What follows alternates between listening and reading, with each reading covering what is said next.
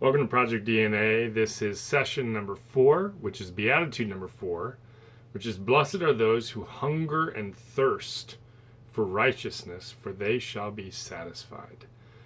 To hunger and thirst for righteousness.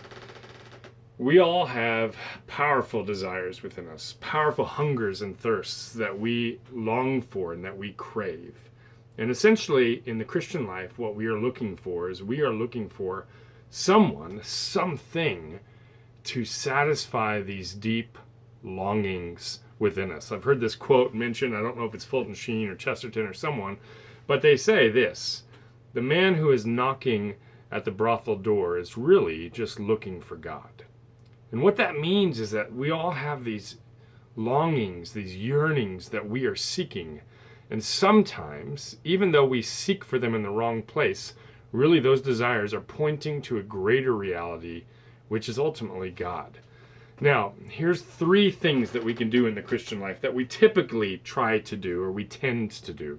The first is we become stoics. We think that these desires within us are so bad that we want to repress all of them and just follow the rules. And so we make religion, we make Catholicism, we make Christianity a set of rules rather than something that it was intended to be.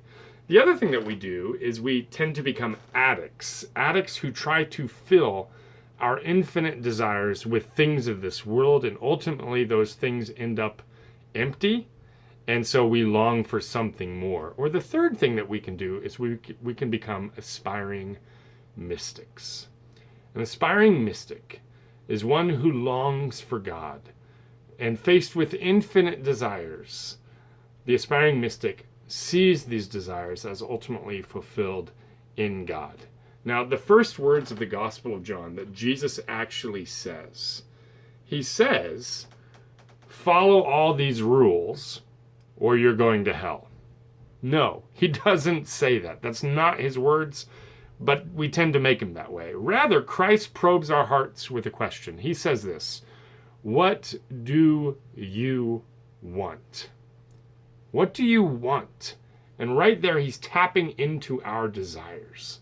Now, Pope Benedict XVI rightly says this. He says that Christianity is not about suffocating the longing that dwells in the heart of man, but rather it is about freeing it so that it can reach its true height.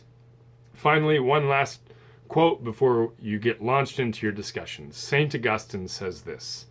He says, the whole life of the good Christian is a holy longing. He says we need to be trained by our longings. So as you enter into discussion, really ask yourself, what is it that you long for? And are you in touch with your longings as pointing you to a greater reality which ultimately is satisfied in God? Hope you have a great discussion. Thanks.